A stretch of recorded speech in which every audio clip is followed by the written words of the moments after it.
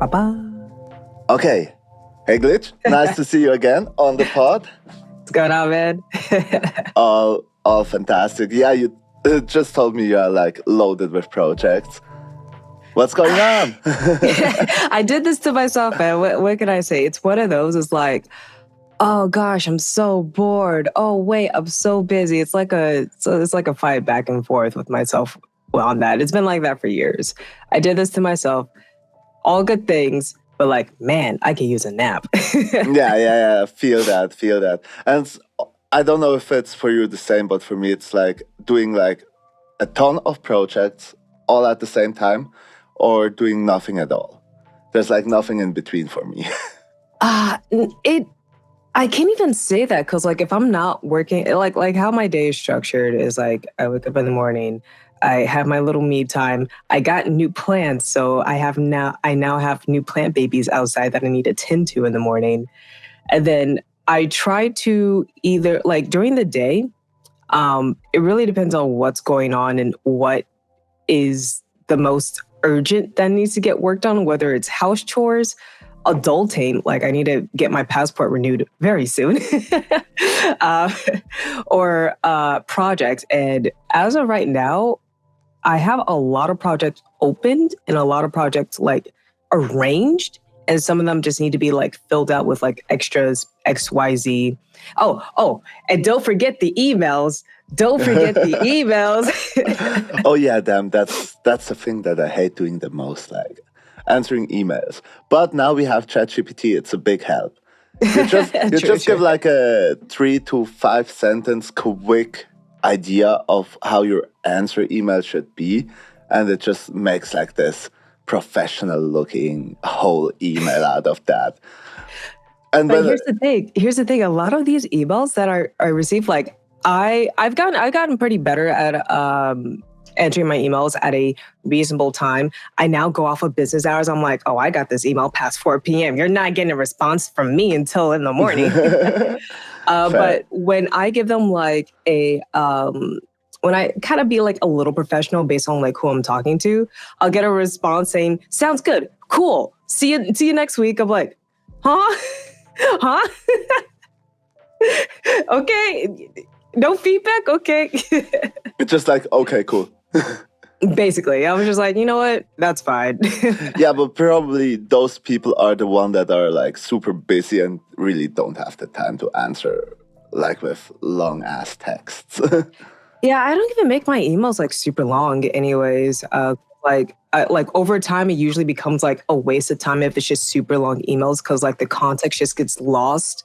And so like, give your greeting, what you're like, what's the point of the email, familiarities, and then your sign off. Okay, fair. Yeah, and then any attachments that need to be put in. Yeah, no, because I remember back in the school days, we had to learn how to write official letters. That was before like the email time. Yeah. Right. And then it's like with introduction, quick subject point, and this and that, how to structure this. And then email came along, like internet was invented, hooray. And LOL, see you later. And then like this typical Swiss thing is to keep the thing like old school. Yeah, we have emails, but we structure it like this old ass letters. Yeah. Man, they don't even teach you how to write letters anymore. There are times where I actually write out letters, but more so on, what's it called? When I travel, I like to go to, like, I guess like little landmarks that you have postcards that you can mail out to whoever. When I went to South Korea last year, we were in Busan and we went to the cultural village, and like at the tippy top of it, there was like a colorful house where you can buy a postcard for like $1 and they would mail it out on their behalf to wherever in the world. So I wrote out 3 postcards, one for my wife, one for my friend who is in California, and then one to my family. And the format for lettering, I was like, dear so-and-so, I'm having a great time. We got lost here. I hope to see you soon. And I hope this postcard arrives before I do. Love you. Sign me. it depends on where you are in the world. It often arrives after you. It did. That's what happened. But Yeah. because I was gone for 3 weeks, actually, it arrived before I came home. So they were like, "We got your postcard." I was like, "Oh." Yesterday. Well, I was gone for 3 weeks. I was like, "Okay." Oh, okay. Sweet.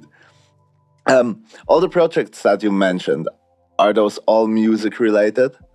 Yes. Well, yes, with an asterisk. Some of them I cannot talk about. Others, it's like more personal projects that I'm trying to knock out of the way so I can make room for some summer bangers. So I'm not gonna lie, because I met you through the Discord that Tenoshi set up, which was lo-fi hip hop, and that was what 2 years ago, 2023, right? Probably. Okay. And I've been working in this genre since mid 2018. And I came from the EDM scene, like how we mentioned last time. Yeah, exactly. Yeah. And so I want to say I'm maybe like spending another 2 months in this genre, like committively, before I not completely dip out, but I need like a change of pace, creatively. So a lot of these are lo-fi hip hop, some piano pieces that I'm covering as well. But on the other side of things, I got some banger EDMs. I was just like, I'm so close to finishing these projects so I can work on some summer bangers. Put me back into tropical house, Oh, sweet. And in my opinion, for the summer when it's like really hot outside, I don't want to listen to like chill beats and just relax. I need that turn up music then. Crank it up. yeah, exactly. Are you also DJing? I haven't asked you that last time. With an asterisk, yes, but it's like I would be invited to do a show because I only do it like maybe 2 or 3 times a year because I'm doing other things. I don't want to be known as like a club DJ because you're not DJing your own music. I'd rather be like a special occasion type of DJ. Like, hey, we're throwing a rave. You want to do a set? Like, yeah, sure. So I'm hoping to do a set this summer at one of the events I'm going to. That would be cool. Yeah, okay, I see that. Because, I mean, if you're producing EDM, it would be like a hand-in-hand thing to go out and do gigs. Yeah. Because I did that for years and I loved that time. It's so fun. I was like, the thing is, people who know me for lo-fi and not for like my older stuff, they're like, wait, you're DJing lo-fi? I'm like, no, bro, look at these. Look at this entire catalog. Look at what I've done. If I go now on your Spotify artist page, I mean, it's a big mix. You get everything on there. Yeah, like it is a mess of genres, I'm not gonna lie. But people ask me, are you gonna make like another Alias or whatever? I'm like, no, it's GlitchxCity. I cover any type of genre that I find fun, and that's just how it is. You guys know the signature sound at this point, so you get whatever gets put on Spotify, I guess. Yeah, and you have like your signature sound marks or your signature inputs. It doesn't have to be like genre related. I mean, the way you produce your sound, it can be EDM or lo-fi, and you can still hear, okay, that's a GlitchxCity production. Maybe you should like get like this dope ass producer tag, like my the beat wife makers. Suggested that, but I'm like, like obviously no offense to anybody who does this, but that's just not me. That's just not me. Yeah, I was about to say it's cheap, but I'm like, I've never done it in the past, and I'm like almost 15 years into doing this. I feel like it would be weird if I started doing it now. Yeah, okay, I see that point. But if you get like a super dope producer tag, that could change your mind probably. No. I don't know. I feel like I should with like the rise of AI and coming up and all that stuff. I'm like, oh man, I need to start poisoning some of my tracks, quote unquote, as what people say. What do you mean by that exactly? So for the past few weeks, like obviously AI has been a hot topic for creatives, and then this is going to make me sound old, but the techies here are like, yeah, I'm so pro AI, which I understand it has its uses, but when it comes to creative and creative outlets, I have like a very sore spot for that.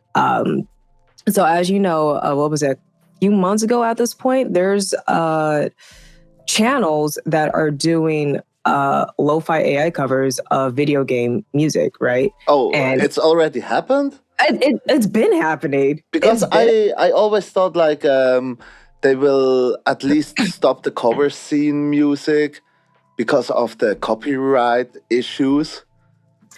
I mean, at this point, it's I don't know the details of everything. I don't know if laws are being placed on that or whatever, but yeah, there was a channel that was doing Zelda lo-fi covers, but it was a straight ripoff from Game Chops and Michael, who's done his stuff. And then the rise of City Pop VGM remixes, right? And the creator clearly states that it's AI, but like people eat this up. And like I can pick it out after listening like to one or two tracks. I'm like, okay, yeah, there's no way. And then obviously if you look at the frequency that this person or this other channel uploads, you're just like, okay, that is not humanly possible. And you also have like AI thumbnails. I actually ran across a channel a few weeks ago. My wife actually alerted me to this. She's like, hey, is this AI? And this was in the Pokemon sphere, you know, my home. I'm like, oh yeah, I saw this video pop up in my recommended. I'm like, okay, cool. You know, they're doing more remixes from this generation or whatever. But she brought this to my attention. I'm like, well, I wasn't going to listen to it, but I guess I'll listen to it now. And I'm like, it could be and it could not be. I try to give with the help of AI, you know, getting like all the melodies created by AI and like all the elements, and then you just give it your own mixing. Could be some of that, because it would still be like done pretty fast.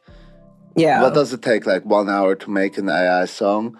And if they are like able to give you like the separate stems, you can just like do your own mix down and then call it your work or something. But for me, it's like it's really a strange idea. I mean, it is. Obviously, if you are an artist and you are, let's say you have this proud artist self, you know, that you are proud of the art that you create, even though if it's not like perfect or anything. But if you just like let AI do the work for you, how can you proudly say, hey, that's my art? That's me. Yeah. I also came across an ad like from a Swiss guy, like, hey, check out my album. I'm in the studio working on new stuff. And it's like the most boring ass office. No speakers, no keyboard, no audio interface, no personality. Nothing. Exactly. And then I just out of curiosity went to the Spotify page to see what's going on, and it was like super, like, you know, like this Trailer Park Boys white trash kind of music. That was clearly AI because it was with vocals, and you can hear that. And it's you know, Trailer Park Boys, the TV show. I love the show. It's amazing. And it's like, they sang in this hyper pop kind of AI robotic voice on like, here in Switzerland, we have like the small motorcycles that can only run like 20 miles per hour. Like the mopeds? No, smaller. Like the one that actually only farmers and like 14-year-olds drive. Because I know what you can drive them with 14-year-olds. The tiny dirt bikes, yeah. Yeah, not even the dirt bikes. They would be cool. They are like super lame. They're like, really, that's like super lame baby motorcycles. And I don't know why, but that's such a big thing here. Probably because we're like in a country of farmers and we had a lot. And the people grew up with that, but there's like a big scene and they're doing rallies and stuff. And it was just like really trash music about driving those bikes, and I'm like, wow, oh shit! But how can you proudly stand in front of a camera and say, hey, I'm working on a new album, blah blah blah blah blah blah blah, quote unquote, yeah, yeah, like you're doing nothing. You're just typing in like some words in an AI, and you ain't do shit. You just like type in 5 different words and wait for the result, and then you upload a track that don't even sounds nice. Yo, you know what we call that? We call that being a poser. And the thing is, we're not even gatekeeping the art. That's the thing. Absolutely. Like, we're not gatekeeping the art. You're just too lazy to take the time to explore your creativity. You don't actually know your true potential. Like, I feel like, so I had because I was trying to go into military when I was in college, I was in the NRTT program. We had a staff sergeant that would tell us all the time, treat yourself, don't cheat yourself. And like half the time be like, that's nice. Nice saying. And I feel like I get the hype of the advancement of technology. What I don't like is that a lot of people are cheating themselves out of their creativity. You don't know your true potential instead of being like, please do a song that has beep, bops, boops, and a 3/4 time signature and 5 chord progressions, right? Yeah. Please, whoever's listening to this, don't type that up. You're gonna get crap. You're actually gonna get crap. And like I've talked with people who are just super into AI, with whether it's just taking notes for meetings, which is fine. That just tells me that you suck at taking notes at meetings, or you were just never taught how to take notes in your own way. That's just my opinion. Fair point. But when it comes to art, I've actually made like a quick PSA on one of my socials because it was brought to my attention, like I said, that mix that popped up in my community. Obviously, I'm not going to accuse them. I even try to give them the benefit of the doubt. It could be like a new producer. You know, these sounds are not as clean. There's better stock strings, better stock sounds that you could use to make this mix come to life. It sounded very low quality to me. And then I go into the comment section and these people are like eating it up. I'm like, oh man, we got to educate listeners on to point out AI music. But here's the thing. Like, again, not accusing, but like things are lining up. I even went to the channel history. I'm like, there is no way you can humanly possibly create this in like a 3-month span. Yeah. Like they had 25 mixes in 3 months. Like 1 hour mixes or what? No, it was just one song in 3 months. But like there was a period where everything was in the same genre. So everything sounded the same. I'm like, oh, there's like really nothing changed up. Very low quality sounds. The vocals used sounded chopped. You know, when you can hear AI vocals, you're like, this doesn't sound human or even through like a Vocaloid type of vibe, right? And then they switch genres. And I'm like, questionable. Again, could give them the benefit of the doubt. You know, they could be exploring. Yeah. Maybe they just have terrible sounds, terrible export. And I'm like, based on the channel age and how frequent they're uploading, it's screaming AI. Yeah, you know, the problem with this is we have like this segment on social media, like all this get rich quick bros, like the money bros. And like, here's my 5 methods how you can make a ton of money while you sleep and let AI do all the job for you. And obviously, I don't know how active you are like consuming social media. Not as much as I used to be like maybe 5 years ago, which is good. Because I still like have like those lazy days where I'm like scrolling through Instagram for an hour or something.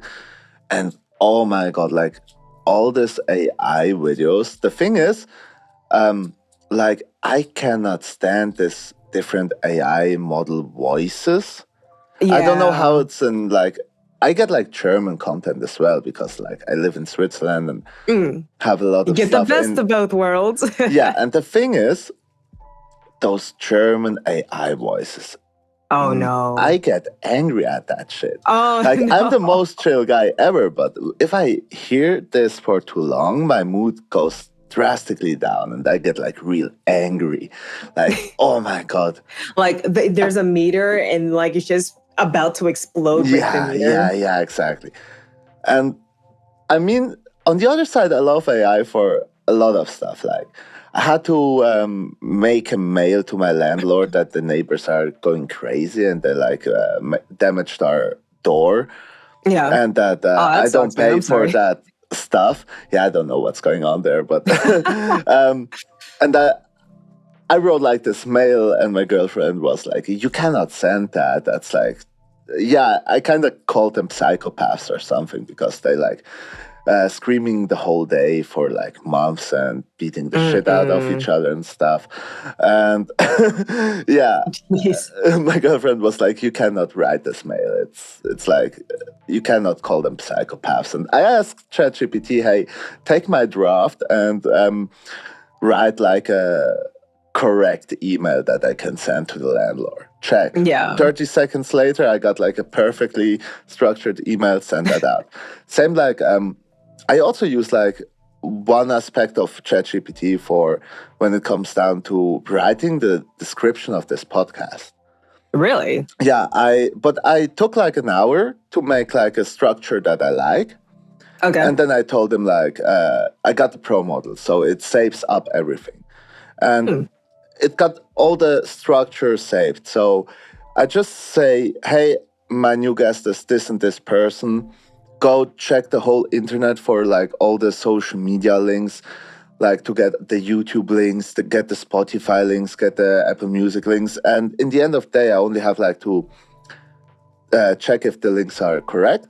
Yeah. And also I say, "Okay, in this episode, we talked about this. And it just does the typing for me. I don't have like to spend 15 minutes to Google like for every single link, like what's the Spotify, what's the Apple Music, what's this, what's that, what's whatever." Yeah.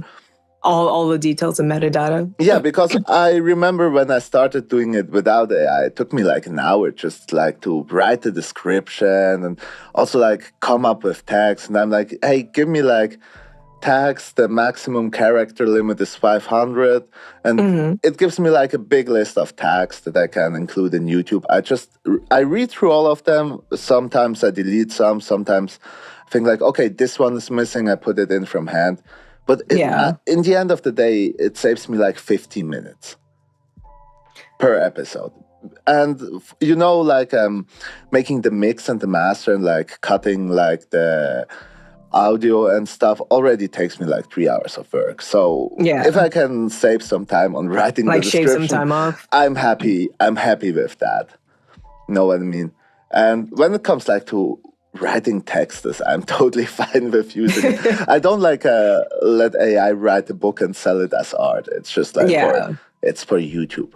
And nobody reads the text anyway, in my opinion. I don't know, how often do you read the description of a video? I think for me, so if it's a video that I'm genuinely interested in, or like I just want to find out more information. Maybe it's because I've been on YouTube since like the inception. I'm used to fishing for more information, more details. I go into the description, especially if I want to like look up a channel history.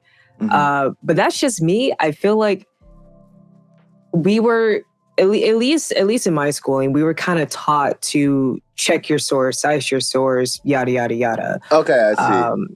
But I feel like nowadays, I don't know if people are being taught that in school, because everything's just readily available and everything on the internet is correct at this point. But I guess it was most just of the time not. But I know it's not. I know what you mean.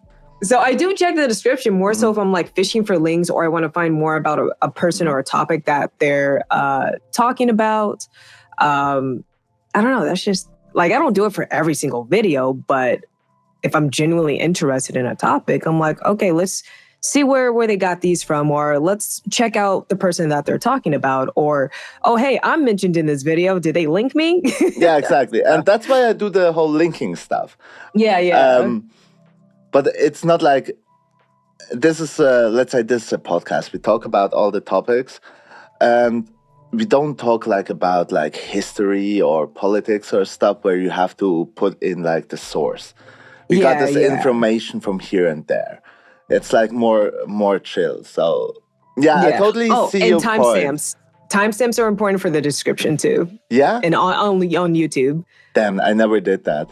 What, bro? You should do timestamps. Like, they are genuinely helpful, at least in my opinion, because I if it's a long video and there's multiple topics being discussed, like intro or tutorial, meet, yada, yada, yada, ending, I'm not the only one, but people like to enjoy how their time is being spent. Be like, oh, they're talking about this topic, I can skip to this and hop into here. Okay, that's actually a really good thing. I have to start doing that.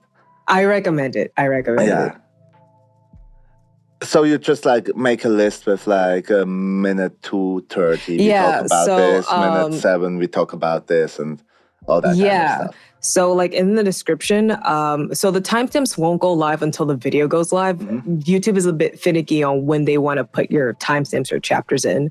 So you would start the timestamp at 0:00 seconds, and be like intro, and then 1 minute and 20 seconds, we talk about music, stuff like that. Okay. I can send you the formatting later. That would be awesome, because that could really improve the pod. Timestamps, man, it carries. If you're a creator listening out there and you do like long videos where you talk about a topic in multiple segments, I highly recommend you utilize timestamps. People love that. Okay, fair. I am people. Yeah, actually, no. When I watching for tutorials and stuff, I also skip to the important part, because most of the times when you just want to know a little thing in a YouTube video, there's like first the whole back history of the person who made the video, like, and then you have like 30 seconds of the solution. And I only need that 30 seconds of the solution. Shout out to the 1 minute tutorial videos that exist, especially for Premiere. I'm like, shout out to you guys. You are carrying this. Yeah, totally. I remember it wasn't that long ago when I switched to Logic, and I felt so lost after producing with Reason. I'm like, oh my god, how do I use like even though finding out how to do the side chaining was like already an issue, because I used to do like the old DAW method. That was pretty easy. You press tab and then you see like all the cables and you just drag them in manually. That's like big shout out to Reason Studios. It's amazing to work with that. But on the other side, they messed like stuff up that Logic is doing better. But like the interface is fantastic. You feel like you're in an analog studio and you can drag like the cables from the effects, and everything looks like, the studio racks. And then you drag in the effects and then you do the cabling and all that kind of stuff. It's pretty fun. With me in FL Studio, it's just like a colorful rainbow. I think after almost like 15 years of working with the DAW, I think I might be an FL ride or die. I've actually had friends that switch from FL to Ableton. I'm like, how could you? We could have been us. We could have had it all. Like I've tossed around the idea of like switching DAWs, but I'm like, then I would have to relearn it and like change up my workflow for things and stuff. Like, there will probably be some things that will work a lot better. I will say whenever I record my piano on FL Studio, there is like a slight delay when you get your notes in. So once you write your notes in and you go into the piano roll to edit, you're like, oh, I'm like, a millisecond off, and then you would do corrections. I was just like, that's a little annoying, but I've gotten used to that workflow over the years. Whereas I assume Ableton can probably just do, this is the input that you put it in right on the spot, right on the bar. Okay. But isn't that not like just how you set up the sampler rate? So yes. Usually, because the delay comes from like a too high sample rate that you make higher when you do the mix down. Otherwise, your computer crashes. Yeah. So the thing is, I'm working with Windows. Okay. So I have that as a factor. Trust me, I've tried to go through this throughout the years, and I've gotten it pretty dang close to where sometimes I leave in the humanization on whenever I record my keys. I'm like, you know what? That sounds human. Screw it. We'll leave it in. And then obviously other times I go back and edit. Whereas when I did hook up my MIDI keyboard to my MacBook Air, and there's not so much of a slight note difference when I put it in. It's almost just about the same. So I'm like, oh, is this just an FO thing at this point? But like by that point, I was just pretty used to it. And it's not even that large of an issue, if that makes sense. So you have a bar and here's the note. The note would be like right here instead of like on the bar. I see. But it can also be cool to have like this human touch. If everything is like slightly laid back, when it comes, let's say when it comes to lo-fi, then it's perfect. Yeah. When it comes to EDM, you want that shit quantized. just right on the line, yeah. And especially with, again, like with the rise of AI, I purposely leave in human mistakes. Like nowadays, I'll be like, oh, that doesn't sound right. Oh, that note is missing like the third note in the chord. You know what? I'm like, screw it, leave it in. Yeah.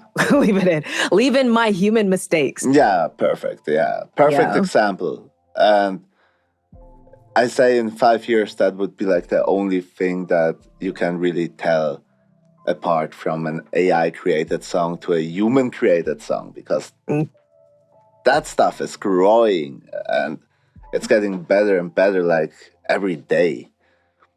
Oh my God. I actually have a story. Okay. So this happened earlier this week. I'm sorry we're still on the topic of AI, but it just like went back into it. I got an email, and I get emails like this all the time where I would say up and coming producers, which is fine. We all got to start somewhere.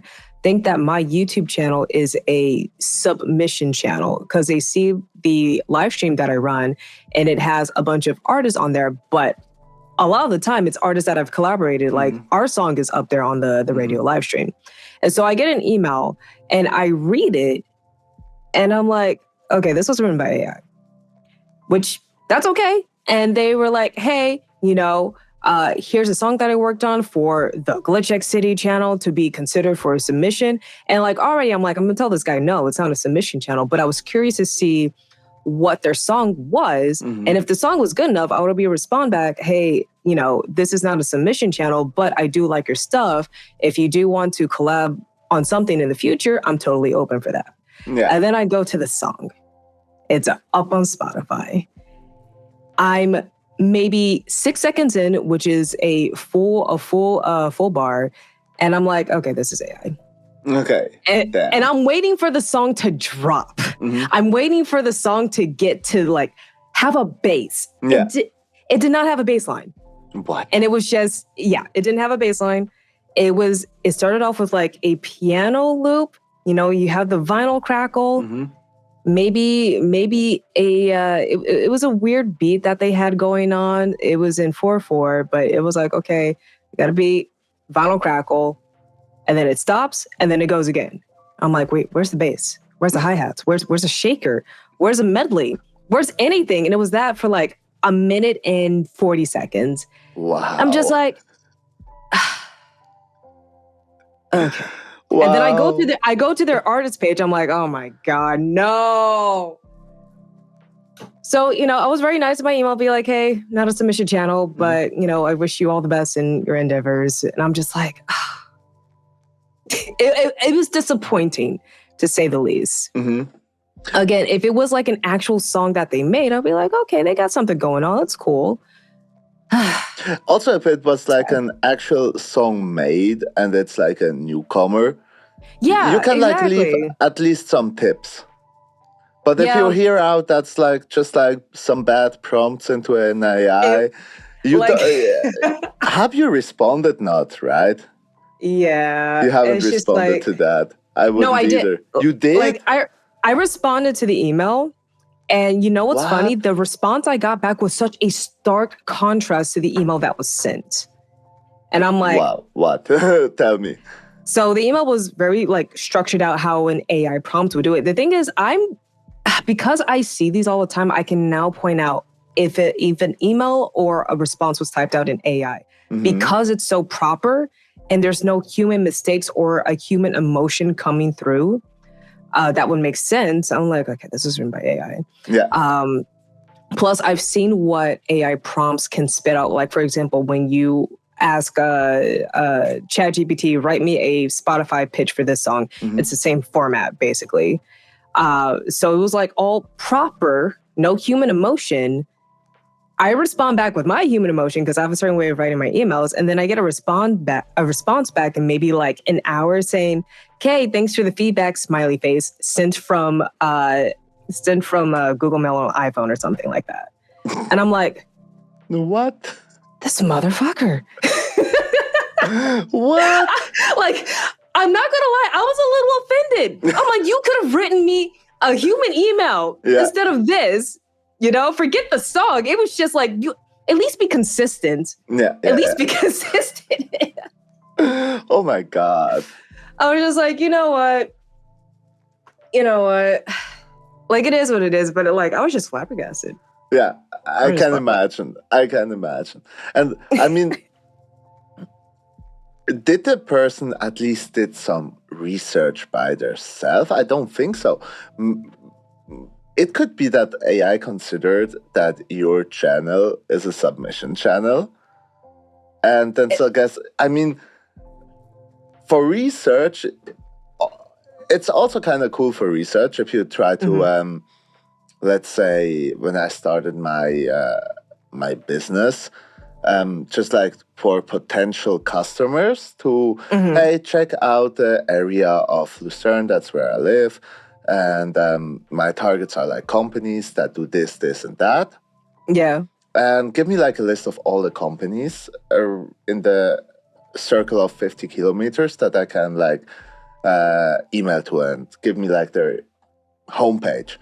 Because for researching, again, amazing. You save so much time, but then you have to click on the links and check out. You have to check the research. Like basically fact check. Yeah, exactly. Because I also got like some websites that were inactive. And then I just quickly Googled, okay, this company closed or went bankrupt, or like it's something old that doesn't exist anymore. But the AI still gives you those results because they are somewhere saved in the internet. Yeah. And I mean, this person could not. There's like two options. This person went to your YouTube channel by themselves and was just like not realizing that it's not a submission channel. Or the second option is AI just told, hey, why not send your track to channels like, let's say, Lo-Fi Girl Stream just and like a list of channels. and this, or Game Chops, GlitchxCity and Lo-Fi Girl, like as example. Yeah, I could see that as well, but it's kind of how you use those tools reflect on the person using them. Like if you don't have the diligence to check what you're trying to submit or output, that is kind of reflecting that you don't have the diligence to check on something important. If that makes sense. Yeah, I totally get that. And in my opinion, if you save time on research, then you have the time to at least double check use that time to check. Yeah. Exactly. Yeah. Because I remember starting out without all the tools, and you really spent hours researching and make sure it works. Yeah. Or just like, let's say for potential customers, and I was targeting like business to business, so it was just like to find businesses that could be a potential target. And even that, I mean, by getting a list of 100 businesses, in the end of the day, like 2 or 3 were actually a fit. And why should I send out 100 emails then and waste their time, waste my time? Because in the end of the day, I have to like copy paste the text, change the name of the person where I'm sending this to, and all that stuff. That's still a time waste. Yeah. Instead of 30 seconds checking the homepage, going through like all their like about us page and see, okay, that's actually a fit, so I can spend time and energy texting them. Yeah. Because then you don't get like an answer back like, hell, what the hell is wrong with you? We're not interested in this and that because we are not doing this and that. Yeah. We're like, we haven't been in business in X amount of years. Why are we getting this? Yeah, exactly. That's so. Yeah, I think it's like you should treat it like a tool and not like a replacement for yourself. Yeah. Like but I think the way that it's being advertised, because I don't know how it is in your country, but at least in the US, it is being shoved in our faces so much. And really? we're watching the NBA playoffs game, which is so entertaining, by the way. And I am very immune to commercials because like they're all crap, right? I'm not going to go to Burger King and get a burger. No, your burgers are trash. It's like, stop showing me the same Burger King commercial. And I just mute the TV, right? But every time it goes to commercials, there's at least like half the commercials are about promoting AI. Like promoting AI through your phone, promoting AI through your laptop, promoting AI through like a website. I'm just like, stop. You mean like the same way as they promote their double Whopper whatever in Burger King? No, not Burger King. I'm not Burger King. No. Just in the same way as you see a commercial for Burger King. Much. You see a commercial for, hey, you have to use our AI to do this, to do that. Yeah. Okay, it's just like mundane stuff. Be like, oh, hey, can you summarize this phone call I just got? I'm like, just use your ears. Like, excuse me? And we started seeing these during the Super Bowl that happened in February. There was like a lot of AI-filled commercials. And a lot of it's Google. A lot of it's Google, Gemini, AI. I'm like, first of all, Gemini doesn't even work. I actually have a extension on Chrome. I need to stop using Chrome, but I hate how integrated Google is to where I hide the Google AI overview because 90% of the time it's wrong. Especially when you're looking up like quick Pokemon information, be like, dotted cave, Pokemon fire red, and it gives me the wrong information. I'm like, I'm just gotta go to Cerebi or Bulbapedia because can't trust these. It's like outdated information, incomplete information, XYZ, you know? Funny that you mentioned that because I had the same experience when Googling for Pokemon stuff. Oh, something different. I sometimes like, there are like some days I need something to like running in the background when I try to fall asleep and some days not. And I actually discovered for me like just like quick Pokemon facts to fall asleep to and stuff. And I went through all the good ones, and because I already listened to them, I'm like checking for new ones to fall asleep to. And those are, I don't know, like 1 month ago, I only like had the humans talking to me with the facts. Oh, and now it's like one of those robotic like guy voices that you hear? Yeah. Oh, no. And the thing is, because I'm listening to them in English, I had like a moment before I realized, oh, this doesn't really sound human because most of the time I'm always half asleep. I just press play and I'm gone. And there was like one night that I really struggled to fall asleep and I'm like, this is not really a human, right? Am I paranoid? Like I was like, damn, am I paranoid now? But this really doesn't sound human at all. Speaking of like Pokemon, you're falling asleep to a robot. Speaking of Pokemon, and let's go away from AI because that topic sucks. It's getting me heated. Yeah, it's getting you heated talking about this, like me hearing the German AI voices. Like now you make me afraid whenever I come across it. I'm like, oh God, is it the German AI voice? Oh, those really sucks. No, speaking of Pokemon, I probably already know, but what will be your starter in Legends AC? I say Chikorita. Yeah, of course it is. Come on, man. Will be mine as well. Will be mine as well. As you should. for a short time, I thought it might be like Totodile. Totodile, yeah. But Totodile needs the buff. But the thing is, I tried to play the deck in the TCG and it sucked. And now I'm like traumatized from that experience. Oh no. Okay, just because he sucks in TCG doesn't mean he's going to be bad in VGC. True that. Oh, I recently started like trying to get into VCG. This shit is complicated as hell. That's how I feel like when I go into TCG. Like I am learning through TCG Pocket. I'm like, okay, I can do this. And I grew up on VGC more than TCG. Okay. So like we're kind of on the same wavelength here, just different games. Think on different sides. Because I grew up my whole childhood with like TCGs, not especially Pokemon. I'm pretty new to Pokemon, but I played like Magic the Gathering, Yu-Gi-Oh! And getting then into Pokemon, because it's a way simpler concept of playing the TCG, it's so much fun for me because I started playing it, and even though after now, let's say 4 months or something, I really get like good results on like the local tournaments. Haven't tried big ones yet, maybe next year. We got to get you into that circuit, man. Got to take that flight. yeah, exactly. Yeah, I would love to. And no, speaking of VCG, like you have like so many different options. You have to learn all the move sets that are available for each Pokemon. TCG is way easier.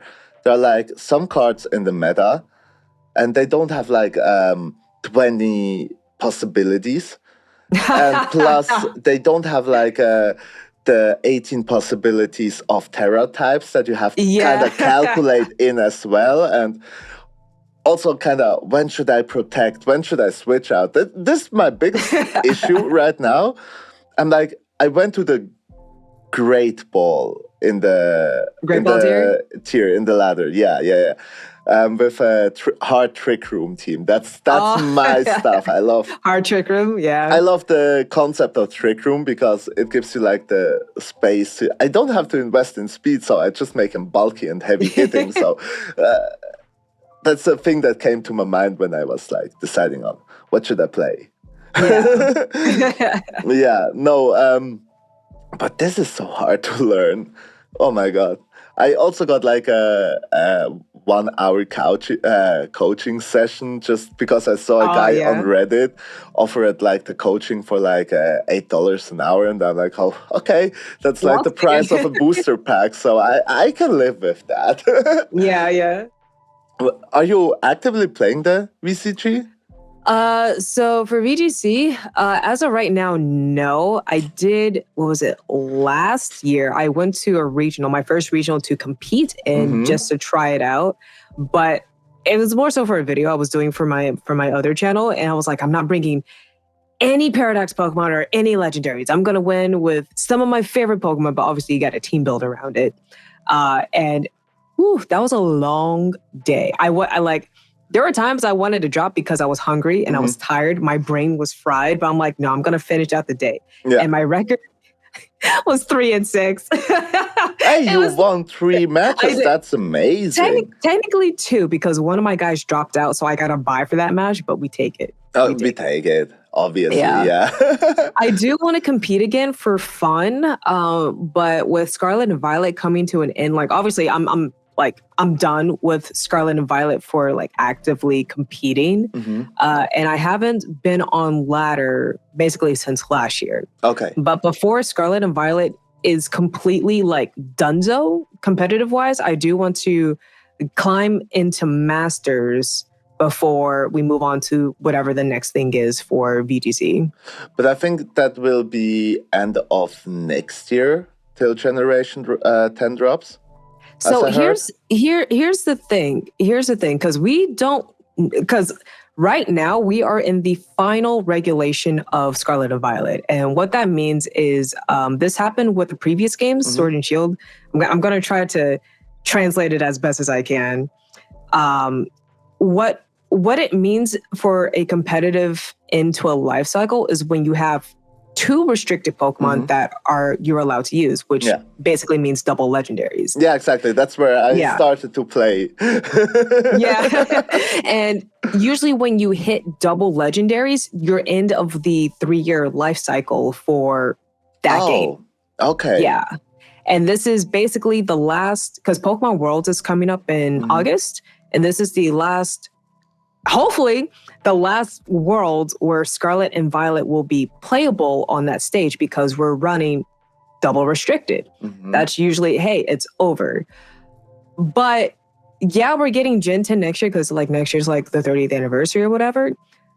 But the competitive season starts like I think September or October. And Legends Arceus will not be the competitive game because it's going to be like, not Legends Arceus, sorry. The AC one, yeah. But yeah, Legends ZA, sorry. Or CA. Yeah, ZA. CA, okay. I always say ASET, but I don't know. I just call it like Pokemon ZA, Pokemon Legends ZA. Okay, that's nice. I like that. ZA. And I'm just like, what? And the thing is, because we're not getting, I don't know when the next game after that is coming out. Who knows? And maybe early next year or late next year. Are we still running Scarlet and Violet?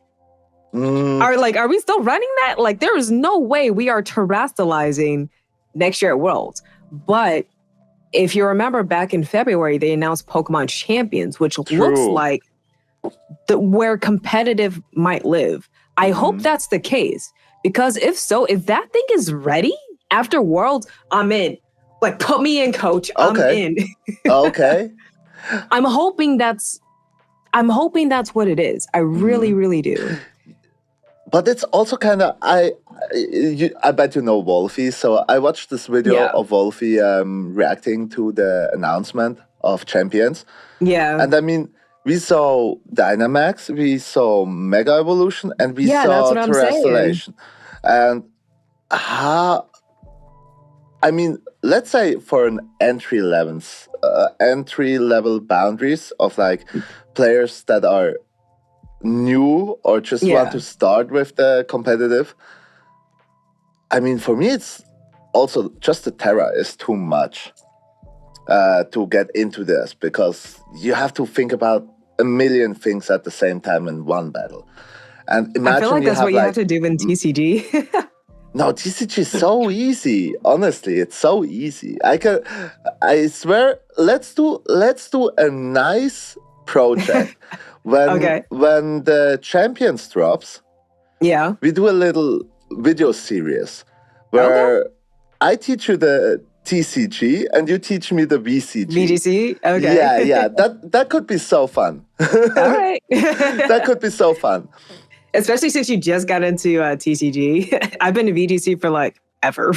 Okay, but I have to say, if I start picking up a new hobby that I really like, I'm going to play like this local tournaments like twice a week. Gotcha. Like 1 to 2 times a week, and sometimes also on the live, online, and all that stuff. So I spent at least 200 hours already playing TCG with online and in-person man. events. I mean, I have like 6 or 7 decks all built up and ready there. we gotta get you to a regional for next circuit just to see like where you kind of compare in like your overall region or just in EU. Yeah, that would be so interesting. Plus, you get a lot more experience playing against like other people from around the world too. Yeah. But I would not say that I'm like good enough yet to cut day 2. Maybe next year, with like experience, man. You know, we have end of August. We have the Swiss Cup. That is kind of the biggest Swiss tournament, and I really want to go there and compete there. So let's see what will happen. Yeah. Like a top cut, I would be super happy. There's like no day 2. There's only day 1. Oh, okay. Just getting straight into top cut on that day. Yeah. That's my goal. I don't know how many people will compete, but I think 50, 60 should be possible. Gotcha. You'll be fine. If anything, like, even if you don't top cut, you'll still get the experience. Be like, oh, so this is how it is to play on this level, you know? Exactly. Yeah. I call that as a win. Definitely. I'm so hyped for this. But also, I'm so hyped to get into the video game teams. Oh, have I mentioned I started shiny hunting? Like, you did, yeah. I was like, oh my God. I told my wife too, I'm like, bro, he's shiny hunting. We got him. We got another one, folks. I got now the first box full. Oh my God. Yeah, and I did like a little streaming series. I'm opening like this set, Paldean Fates. Oh, Shining Fates, yeah. And Paldean Fates, every hit that I hit from the packs, I have to shiny hunt. But on 2, I was very unlucky. Like, lucky for the card, unlucky for the content. Because, did you get the Mew? Only the small Mew, like the full art Mew, not the bubble Mew. But Gotcha. this is a goal. Maybe I have 6 packs left for tonight's stream, so fingers hopefully... we could be bubble Mew buddies. Have you seen those 2 guys going super viral in the social media Pokemon community? They have the shirts with the emo Mew, like the bubble Mew with the emo haircut, and they go like to events and having a guitar like, tonight will be the night I pull the bubble Mew. Oh, that's cute. I have to look that up. Yeah, they are so cool. I will send it to you. Oh my God, please do. They even, like 2 days ago, they dropped a video and I'm like, whoa, is that Gary Vee? They were like just singing the song to Gary Vee on a Pokemon convention. I was like, what the hell is going on? And then I checked their channel. They are like legit musicians, but dropped like their last song over a year ago. And I'm like, you have just to finish that song and drop it. Yeah, because basically. It's such a hit. It's a banger. It's a banger. I already heard like that song for maybe 200 times in social media on different accounts. It's going like hella viral.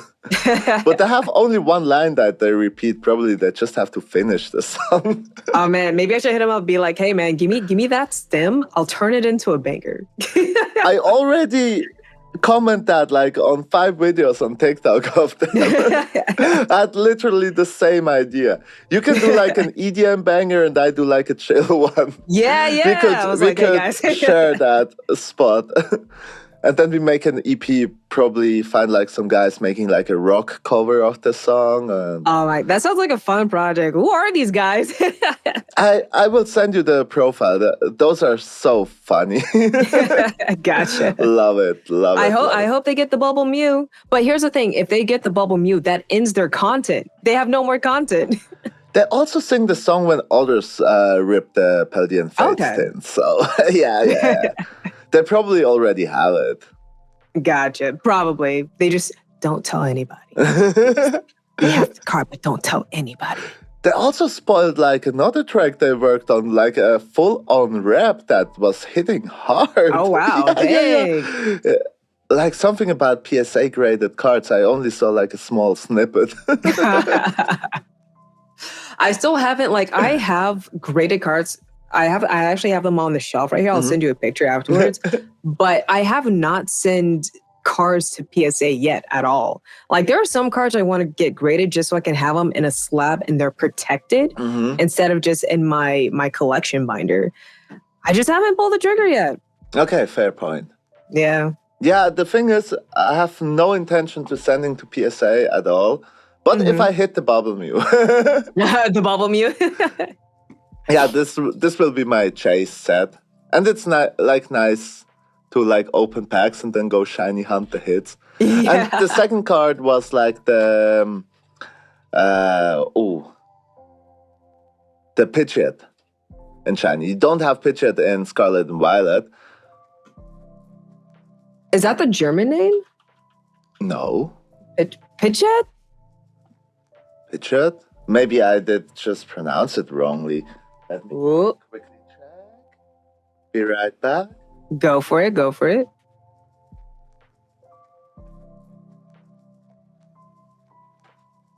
This one, but I got it in shiny. Oh, Pidgeot. Yeah. This is the one that I took out from my deck so I could put the shiny in. Yeah. That's actually one of my favorite Pokemon. So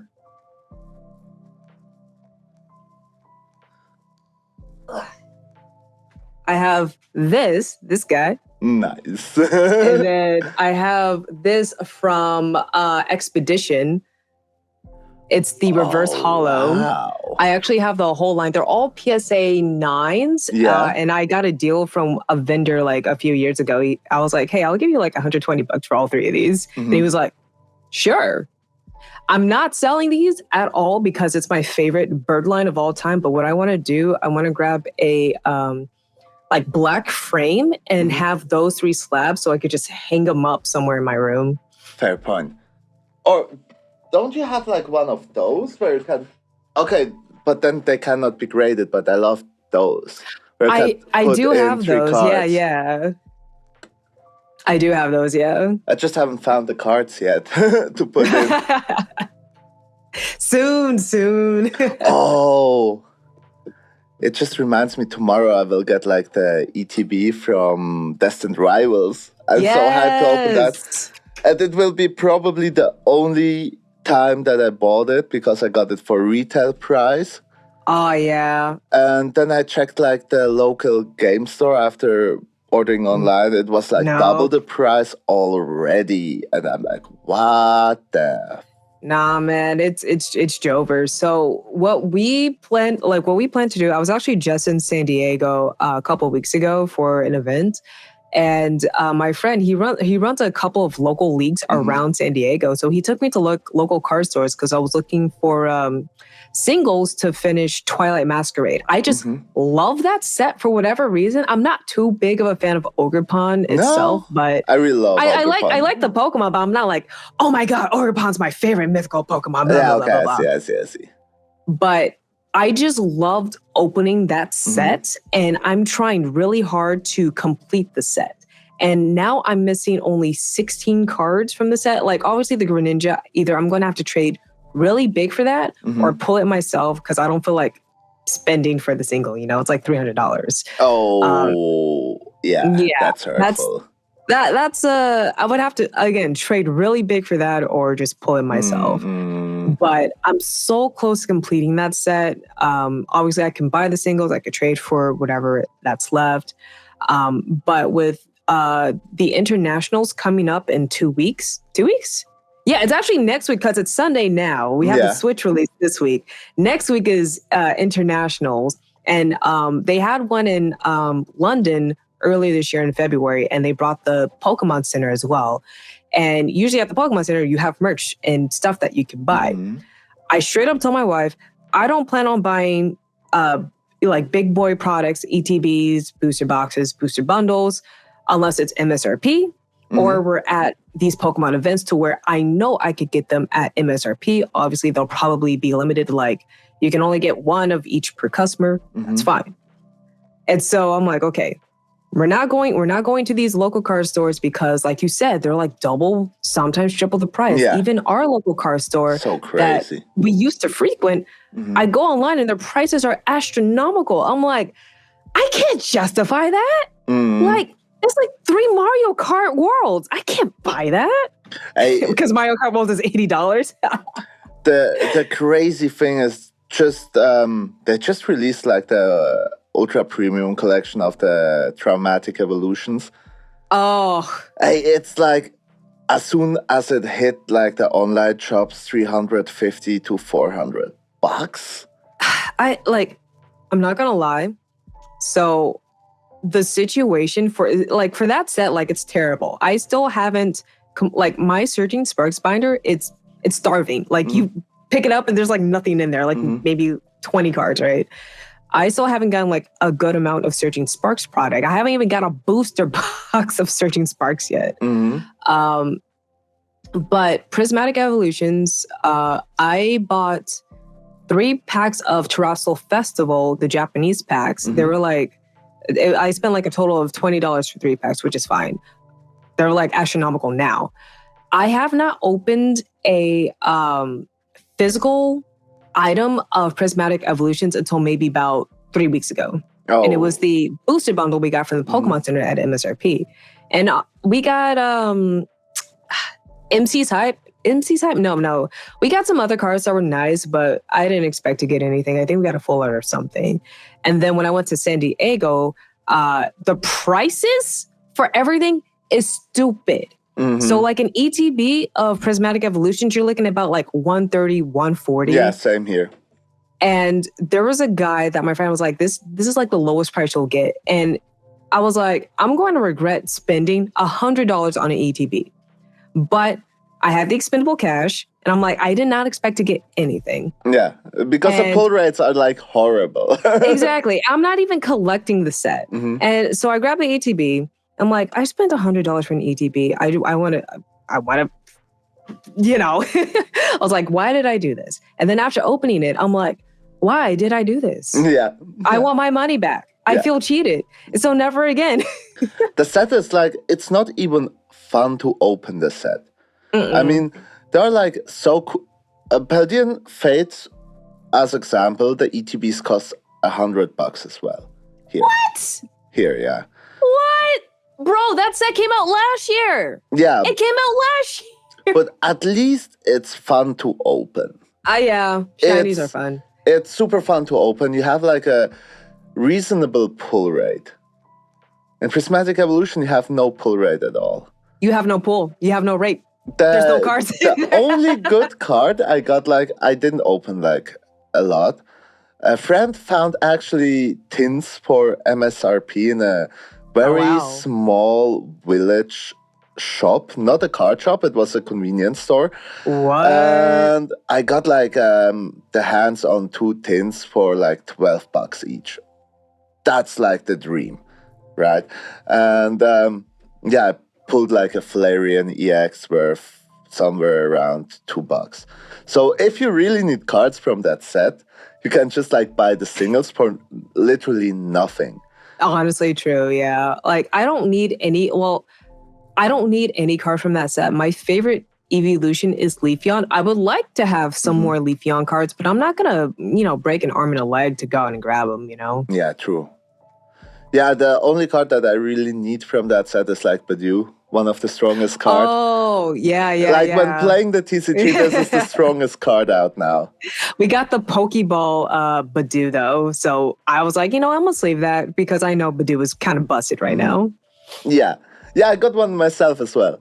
But I ordered the single and it was only like $2, and I was like, oh, hell yeah. I gotcha. That. Yeah. I know, like professional players, they're flexing the Master Ball Badu in their decks. God. I was like, really, guys? Who cares? Like, I understand it from like a pride aspect. Trust me, if I was a TCG player, I would probably bling out my deck too. Be like, yeah, my deck is fun to look at. Yeah, okay. Like playing the Secret Illustration rare line of Pidgeot from the, what was it? 151? No. The cooler set. Like with the cooler SIR. Obsidian Flames. The one that is drawn like a cartoon. Slept in. Oh, yeah. Yeah, that's an amazing Pidgeot card. And the whole line is like drawn like an old cartoon in full art. Yeah. So nice. But is it worth to spend like 50 times the amount of money to get like the same card with the same effect and then get like one-shotted by an Iron Hands for 3 prizes? I would say it really depends on who the cards fall in line with. Like at this point, it is like whoever's money you want to do with your money. I can't stop that. That's out of my control. If you want to spend $300 on Traumatic Evolutions, all power to you. Yeah, true. Does it help the cause? No, but like, what are we gonna do? Will you pull something? No. No, right? You will never pull anything from that set. Like, obviously, my biggest issue is just product availability, which, everyone's just like, yada, yada, yada. I did hear about, I don't know too many insider things. I just hear tidbits. Like the distributors are kind of like skimping on the people who actually sell the cards. So they have to up their prices, yada, yada, yada. And it's just like, I think like it boils down to the availability of the product at the end of the day, right? And then availability and then retailers limiting it per customer. In the US, who's really going to enforce that? Maybe you have some local mom and pop shops that will enforce it. Retailers maybe enforce it, but that stuff's going to be gone in like 12 hours at this point. Like, unless you flood aisles upon aisles of product. You know what I don't understand? From the point of view of the Pokémon company, they don't make money from those prices. So imagine you just print like the 100-time amount of products. The people will get it for free. For cheap, not for free, but we'll get it for a reasonable price. Scalpers would be like unemployed after that moment. But the company of Pokemon will make like 100x times the income because they sell it always for the same price. The company doesn't sell the Ultra Premium Collection for they're just stuck holding the bag. Yeah, exactly. Instead of like making 100,000 products and selling them for like $80 to the store that will resell it for $350 or something, you just like make 1 million of those products and you make way more money as a company. The whole scene will be happy. Like every customer will be happy to get like a product for a normal price. And it's like a big win for the community, and it's an even bigger win for Pokemon Company, and they will make like a shit ton of money. But as they handle it right now, they don't even make a lot of money out of that. It's just like some really useless scalpers who are making some cash, and also like some card shops that get the products for a reasonable price and sell it for 2 times, 3 times the value. And this is what I don't understand. I mean, from a point of view of a company, it's like one of your goals as a company is to make more and more money, right? Yeah. So why don't they sell, print, make more products and make more money? This is what really, it's like a paradox. Yeah. It's a paradox. Just an infinite loop. Yeah, it's so dumb. What I've heard is that the machines can only go so fast, and I don't think they own a lot of facilities, and that they have to outsource to other facilities that are doing things. So it's the biggest franchise to have money to make. That's what I'm saying. Exactly. Facilities. Who knows? Maybe they're in the process of building more facilities, and we won't see the results of that until maybe a year and a half down the line. Because I know they came out with a statement earlier this year when Prismatic Evolutions came out. They're like, hey, we see this. We're trying to work on it. And that's when they say that they're printing more, but we're not going to see all those. We're not going to see the results of that until probably August around Pokemon Worlds. So, I hope we will see the results when the Black and White set is coming out. Oh, okay. So we gotta pre-order it. We gotta pre-order it. But get this. We shipped it to the wrong address. No way. We shipped it to, so my wife's family is in New York, and sometimes we buy stuff off the Pokemon Center for her family. We did it so fast because you know how Pokemon will just kick you out of the queue if you're not like attentive. We clicked buttons so fast that we didn't check the shipping. So we just sent it all across the country. We're like, no. But okay. But at least we have it. Yeah, you will get it. I mean, they can eventually just send it back. Like. Yeah. So we got one ETB. One ETB. When will it actually arrive? Is it the next official set? I actually don't know. Because now the Team Rocket set came out. I think this is the smaller sets. Yeah, so Destined Rivals, that's the usual expansion set. And then we'll have a subset I think it's releasing in July. The thing is, it's a huge set when you compare how many different cards you can get. Like they got an illustration rare of each single card. It should be like a total of 700 different cards. Oh, yeah, because they're separate. Oh, Pokemon, you already have my money. Why do you need more? Well, hey, man, we just got to put out more music so we can spend the royalties on Pokemon cards. Yeah, exactly. That's what I did with my royalty income this month. You're like, I'm going to treat myself. I worked hard this month. Yeah, that's why I got like the ETB of Palladian Fates, like a booster bundle, some tins. And I have to say, I will only buy tins from now on because I did the calculation. Okay. The packs are kind of the cheapest when not buying like open singles, but open singles sucks. And I got like so good pulls from the tins. You got some good luck with the tins. Yeah. And I mean, it's still $20 for 2 packs, but the pull rate is bigger because I opened in yesterday's stream the whole 9 packs from the ETB, and wow, there was only the Pidgeot. And was there something else? Like 1 or 2 baby shinies, but really nothing to be excited about. Oh yeah, the SIR Penny. That's a good one. That's a cool card. Oh, got it. I will say we've had pretty good luck with the booster bundles. I think that's like my favorite line of TCG product because when you buy that, you get 6 booster packs, but you don't get the extra cardboard or plastic bulk that you get with buying TCG product. And our pull rates have been pretty good over the course of all the sets that they've done booster bundles. So I try to seek those out. They used to be $21. Now they're $27 USD. Crazy. I'm like, man. And then like the local card shops, they're selling them for like $49.99, $59.99. You don't want to know how much I paid for the booster bundle of Palladian Fates.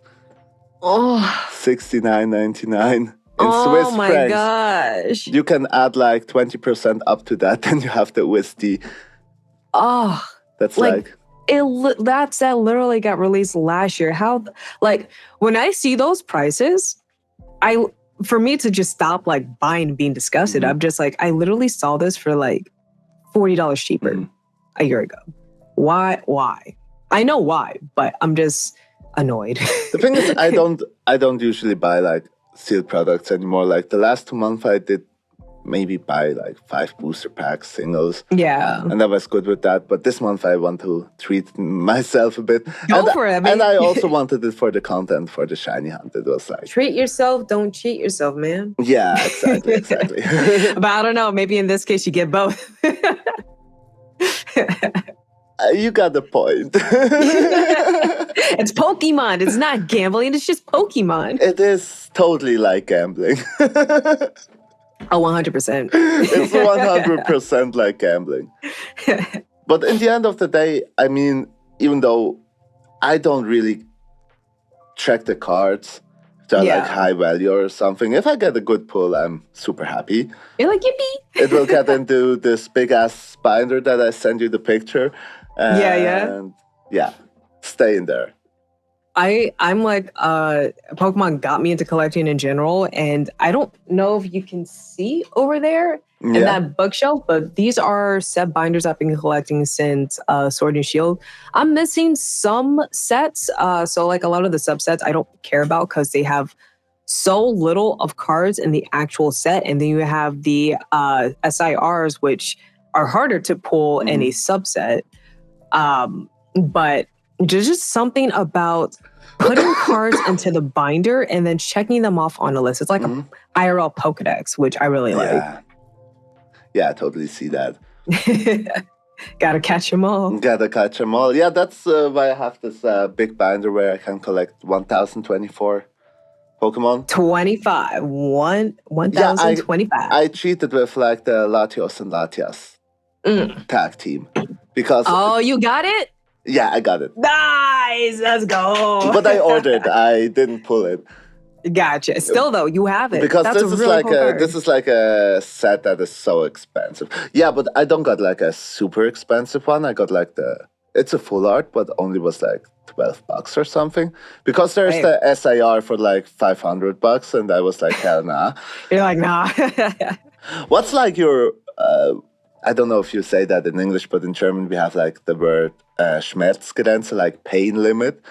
What's the pain limit of spending for a single card? Or is there, first of all, is there like an English word for that? I just limit, I guess. Just limit. Yeah, just limit. What's your limit break, basically? Okay. Yeah, I like the word in German. It's the same in the gym, going to like your pain limit and then. Yeah. For a single card, I probably wouldn't spend more than $100, to be honest, because I can't justify spending that much on a single card. Like I just told you, I got the entire Pidgeot line, who were all graded at a 9 for like $120, and but that's 3 cards. Yeah, that's 3 cards from a way older set, and it's a line I really like. Yeah, no more than $100, like on the dot. I can't justify that. When I was in San Diego, I spent $36 for the Houndoom SIR from Stratafable because I really love Houndoom. Yeah, that's a cool one. That card from Stratafable was insane, and I'm not actively collecting that set because it's a small set. And so I'm like, I'd rather just buy the single instead of spending, $500 on Stratafable trying to pull the card. Okay, fair point. This is the only reasonable price set that we have here available. The booster bundle for like $30, that's okay. 6 packs, $30. Can live with that. The ETB for $50, all cool with that one. Yeah, I hate that I spent money on prismatic evolutions, honestly. Well, like buying the booster bundle from the Pokemon Center was a godsend because we paid MSRP $27 straight up. And then the ETB, just a regular ETB that's normally $49.99 here in this. Well, now they're $55.99 here. I spent $100 and I'm mad at myself. I'm honest with you. The last set, like Journey Together, that just came out before the Destined Rivals. This is like, what the hell? The set literally just came out. There's like no big... Is there a big chase card? I don't know. Yes. Not for me. But for me... There's a big chase card. It's one of the Lily cards. I think it's Lily's Clefairy. Yeah, the SIR of Lily's Clefairy. But I mean, you get the single for like $150 or something. Yeah. But the set does have some nice cards. I do like Ins Reshiram a lot. Yeah, just to say, like, you get the Ents Reshiram for like $50 or something, the SIR. The Lily's Clefairy you can get from $150 or something. But the display costs nearly $200 here. The ETB, $90 from the release date. And I mean, you don't have a card like the Sunbrian from Prismatic that costs like 3-4K. You have like chase cards that are cheaper to buy as a single than buying a booster display.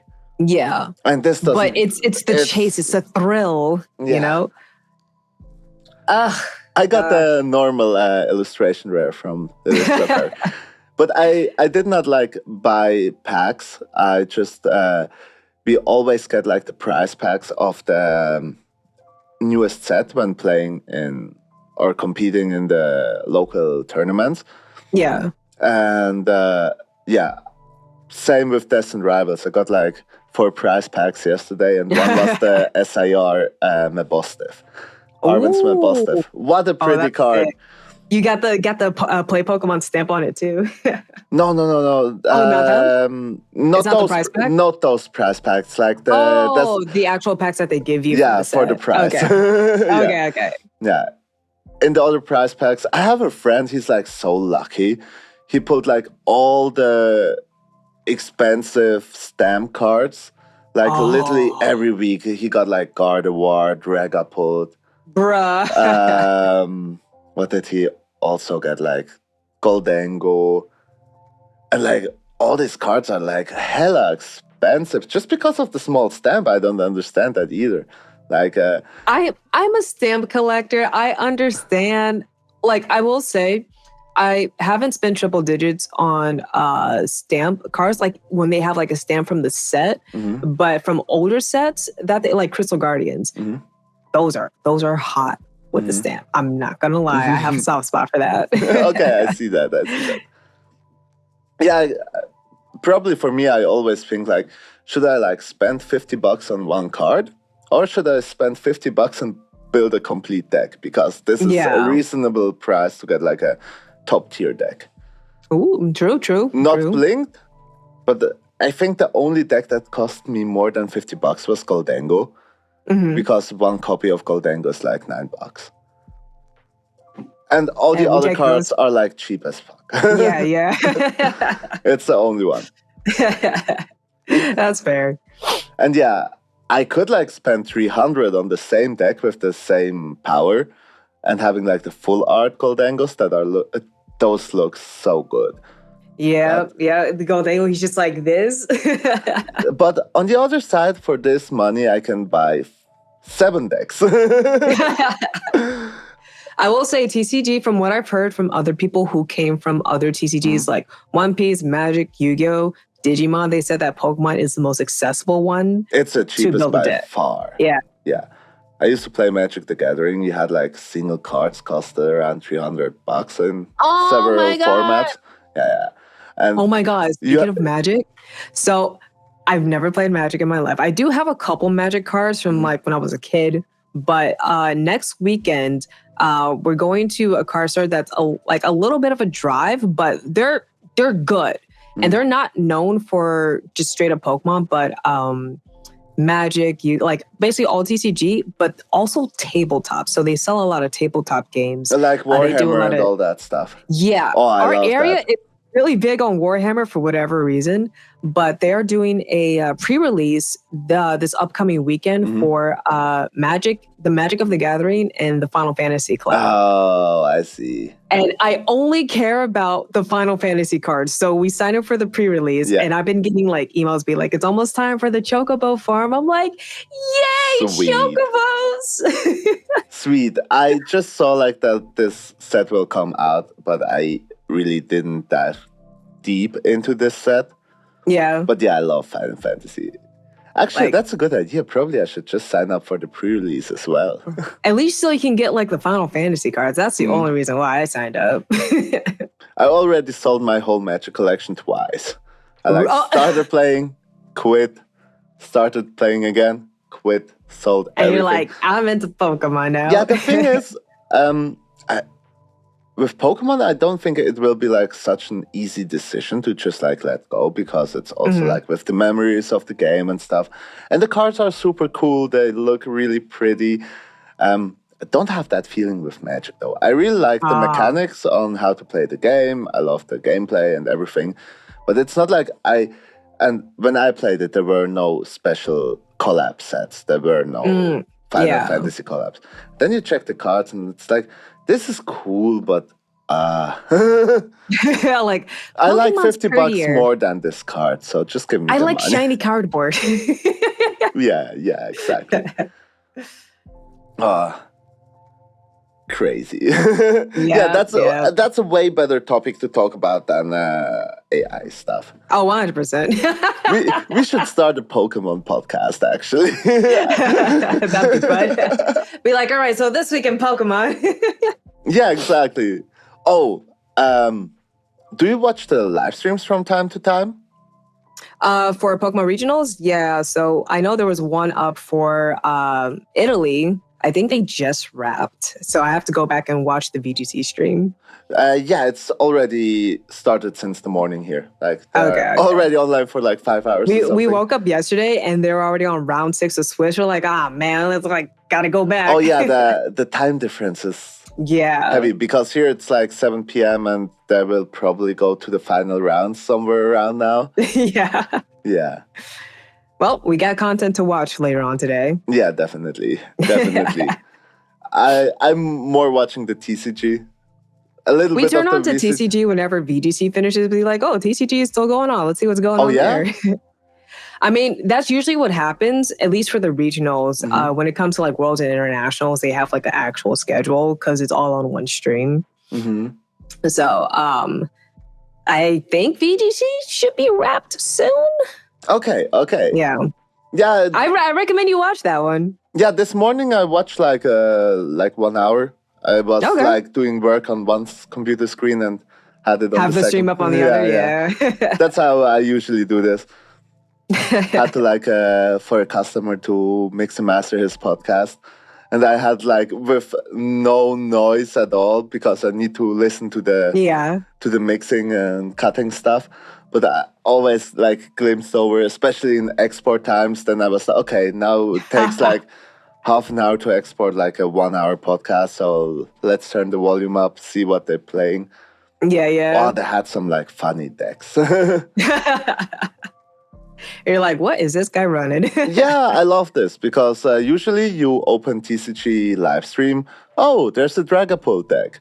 Then you do something, you come back. Oh, that's another round. Oh, there's a Dragapult deck. Oh, what? The opponent also plays Dragapult. It's like 30% of the meta. It's like Dragapult. It's a good Pokemon. It is also good in VGC, but it's out of the rotation now because you have legendaries in. But I ran a Dragapult team when I did VGC. Okay. I got my shiny one this week. Nice. It's a good shiny. That nice little yellow. Favorite shiny by far now is Palmo. Palmo? Yeah. Oh, this is so cute. I love pink shinies. I don't like green ones, but I love pink shinies. No, that's valid. It's a good shiny. It is. Yeah, cool. Then I would say we can get to an end here already. 1 hour and 30 minutes into the pod. Let's go. And we only talked like mainly about AI and Pokemon, nearly nothing about music. So if you are down after finishing all your projects that you cannot talk about yet, if you want to tell about those projects after they're released and stuff, let's hop on another podcast then.